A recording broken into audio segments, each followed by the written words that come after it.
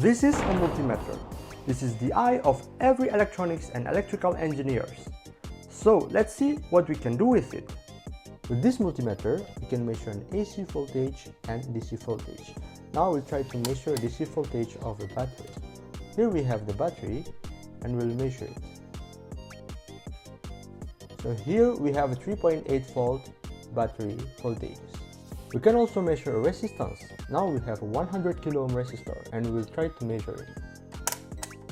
So we go into resistor measurement and we put the probe into the resistor. Now we'll have around 99.8 kilo ohm.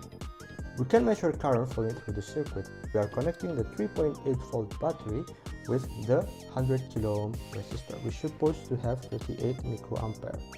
So we'll see. See, we'll have a 37.9 microampere.